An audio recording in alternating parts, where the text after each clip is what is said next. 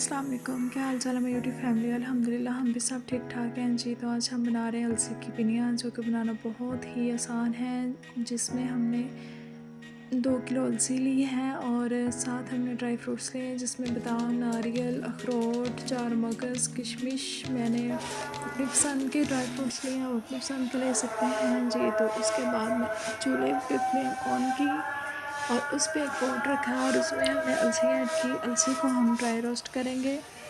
इसे रोस्ट करने का फ़ायदा ये है कि इसे हमें बाद में घी में भूनना नहीं पड़ेगा जी। तो जैसा कि आप देख सकते हैं, अलसी को मैं लो टू मीडियम आंच पे रोस्ट कर रही हूँ। रोस्ट हमने हल्के आंच पे करना है और स्पैचुला जो वो हमने इसमें मुसलसल हिलाते रहना है, इसे रोकना नहीं है। इससे ये होगा कि अलसी हमारी जलेगी नहीं और हर तरफ से, यानी कि इसका एक एक दाना जो है वो माशाल्लाह प्रॉपरली कुक होगा। तो इसे कुक हमने मीडियम टू लो आंच पे करना है। तेज़ आंच पे करेंगे तो ये क्रंची नहीं होगी और जल जाएगी और इस टेस्टलेस हो जाएगी। जैसा कि आप देख सकते हैं कि हमने 5 से 10 मिनट इसे रोस्ट किया और इसका कलर बिल्कुल चेंज हो गया। इसमें एक शाइन आ गई है और प्लेट में बिल्कुल लाइट हो गई है। और ये देखें, आप स्पैचुला के साथ बिल्कुल नहीं चिपक रही जैसा कि पहले चिपक रही थी जी। तो यही इसकी निशानी है कुक होने की। अब हमें चूल्हा जो है वो फ्लेम ऑफ करेंगे और इसे हम हल्का ठंडा होने देंगे। जैसे ये हल्की ठंडी होगी तो इसे हम मिक्सर में ग्राइंड कर लेंगे और फाइन इसका पाउडर तैयार कर लेंगे। और इस तरह रोस्ट करने से जो ग्राइंड है वो बहुत अच्छे से हो जाती है, यानी कि टाइम नहीं लेती है। और टेस्ट बढ़ाने के लिए इसमें मैंने चने ऐड किए हैं। चने का भी हम पाउडर तैयार कर लेंगे जी। तो चीनी मैंने अपने टेस्ट के अकॉर्डिंग ली है, आप अपने टेस्ट के अकॉर्डिंग ले सकते हैं। कि अगर आपकी 1 किलो अलसी है तो आप हाफ़ किलो चीनी ले सकते हैं, लेकिन मैंने उससे भी एक हिस्सा कम ली है जी। तो उसके बाद मैंने दूसरी साइड पे एक देचकी ली, उसमें मैंने चीनी ऐड की। चीनी ऐड करके मैंने उसमें 1 गिलास पानी ऐड किया और उसका हम शीरा तैयार होने के लिए साइड पे रख दिया दूसरे चूल्हे पे। और इस तरफ मैंने एक पॉट लिया, उसमें मैंने असली देसी घी 1 किलो यूज़ किया और उसमें आधा किलो मैंने जो चक्की का आटा था जो हम रोटी के लिए इस्तेमाल करते हैं वो ऐड किया। इसे भी मैं लो टू मीडियम आंच पे कुक करूँगी और इतना कुक करूँगी कि ये वाइट से रेड हो जाएगा, यानी कि पिंकिश कलर में आ जाएगा। और इसे भी हमने लो टू मीडियम आंच पे कुक करना है, तेज़ आंच पे कुक नहीं करना। इस तरह जो आटा है हमारा वो जल जाएगा और अंदर से कच्चा रहेगा, इसलिए आपने स्पैचुला हिलाते रहना है। ये जो आपको इसमें गुठलियाँ नज़र आ रही हैं घी की हैं, ये जो हमने इसमें घी यूज़ किया है वो सर्दी का मौसम होने की वजह से जमा हुआ था जी। तो जैसा कि आप देख रहे हैं, जैसे जैसे वो गर्म होता जा रहा है वैसे वैसे वो जो गुठलियाँ वो उसकी पिघलती जा रही हैं, मेल्ट हो रही हैं। इसे हमने लो टू मीडियम आंच पे कुक करना है जी। तो जैसा कि आप देख रहे हैं, हमारे आटे का कलर भी चेंज होता जा रहा है और इसके कुक होने की निशानी ये है कि ये इसमें बबल्स बनने स्टार्ट हो जाएंगे। तो ये मेरी लाइट चली गई है।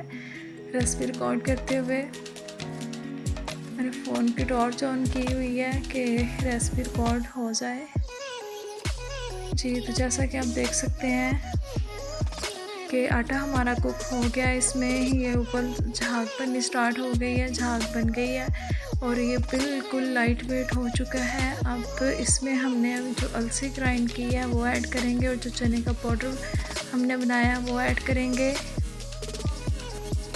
अलसी हमारी 1 किलो है और इसमें हाफ़ केजी आटा और हाफ़ केजी चने का पाउडर है जी। तो इसमें हम ये दोनों चीज़ें ऐड कर देंगे और साथ ही हम अपने ड्राई फ्रूट ऐड कर देंगे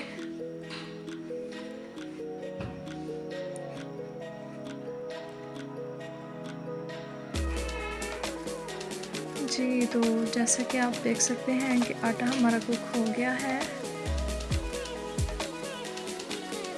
अब मैं इसमें ऐड करने लगी हूँ चने का आटा और अलसी, और ऐड करके हम इन्हें अच्छे से मिक्स करेंगे। जैसा कि आप देख सकते हैं कि मैंने ऐड कर दिया। अब हम इन तीनों को अच्छे से मिक्स करेंगे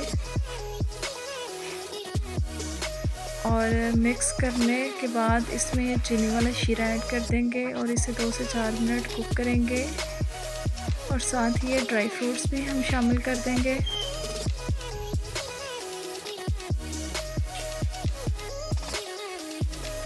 جی تو ڈرائی فروٹس ہم نے اس میں ایڈ کر دیے ہیں۔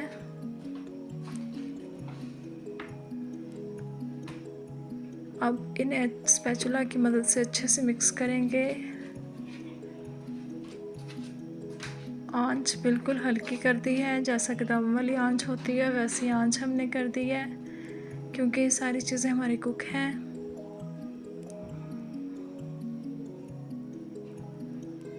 جی تو جیسا کہ آپ دیکھ سکتے ہیں یہ ساری چیزیں ہماری کوک ہیں، ہم نے جسٹ انہیں مکس اپ کرنا ہے۔ جی تو گھی میں نے بہت مناسب یوز کیا ہے، اس میں صرف اتنا ہی یوز کیا ہے کہ ساری چیزیں مکس اپ ہو جائیں، اور آٹا بھوننے کے لیے گھی یوز کیا ہے کیونکہ چنے بھی ہمارے روسٹڈ ہیں اور السی بھی ہماری روسٹڈ تھی، کیونکہ وہ دونوں چیزیں ہماری کوک تھیں۔ صرف ہم نے آٹا کوک کرنے کے لیے گھی یوز کیا، اور اس لیے یوز کیا ہے کہ ان کی بائنڈنگ اچھے سے ہو جائے۔ جی تو جیسا کہ آپ دیکھ سکتے ہیں کہ میں نے اچھے سے مکس کر لیا ہے، اب میں اس میں چینی والا شیرہ ایڈ کر دوں گی۔ اس کے بعد ہم 2 سے 4 منٹ کے لیے اسے پکائیں گے کہ ساری چیزیں اور اچھے سے ایک یکجان ہو جائیں۔ جیسا کہ آپ دیکھ سکتے ہیں میں نے شیرہ اس میں ایڈ کر دیا۔ اب ہم اسے ہلکی آنچ پہ، دم والی آنچ پہ مکس کریں گے۔ جیسے ہی یہ تھوڑا سخت ہونا سٹارٹ ہوگی، حلوے کی طرح کے پوٹ کو چھوڑ دے گا، تو ہم اسے نیچے اتار لیں گے اور ٹھنڈا ہونے دیں گے، اور اس کے لڈو کی شیپ دے دیں گے اسے۔ اور ہم نے اسے فل ٹھنڈا نہیں کرنا، نیم گرم ہی لینا ہے، یعنی کہ ہمارے ہاتھ بھی نہیں چلیں، اور اس سے یہ ہے کہ ایزی ہوگا، کیونکہ سردی کے موسم میں تو یہ ٹھنڈا بہت جلدی ہو جاتا ہے، اور جیسے ہی ٹھنڈا ہو گیا تو پھر اس کی شیپ ہم نہیں دے سکتے۔ جی تو یہ بنانا بہت ہی ایزی ہے اور انتہائی ٹیسٹی۔ جی تو جیسا کہ آپ دیکھ سکتے ہیں کہ یہ برتن سے علیحدہ ہونا سٹارٹ ہو گیا ہے۔ اس میں نے گھی بہت ہی مناسب ایڈ کیا ہے، اس لیے یہ صرف شائنی شائنی ہی فیل ہوگا۔ سائڈز پہ علیحدہ سیپریٹ گھی ہمیں نہیں چاہیے، کیونکہ ہم نے اس کے پنیاں تیار کرنی ہے، لڈو کی شیپ دینی ہے۔ جی تو جیسا کہ آپ دیکھ سکتے ہیں ساری چیزیں ایکولی مکس ہو گئی ہیں۔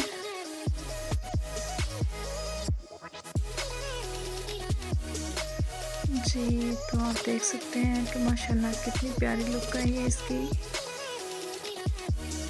یہاں پہ ساری چیزیں مکس ہو گئی ہیں، اور یہ دیکھ سکتے ہیں آپ یہ سخت بھی ہونا سٹارٹ ہو گیا ہے کہ اسے ہم جس بھی شیپ میں چاہیں دے سکتے ہیں۔ آپ چاہیں تو اس کے ٹکڑیاں یعنی کہ پیس کٹنگ کر سکتے ہیں برفی طرح، لیکن میں اس کی پنیاں تیار کروں گی۔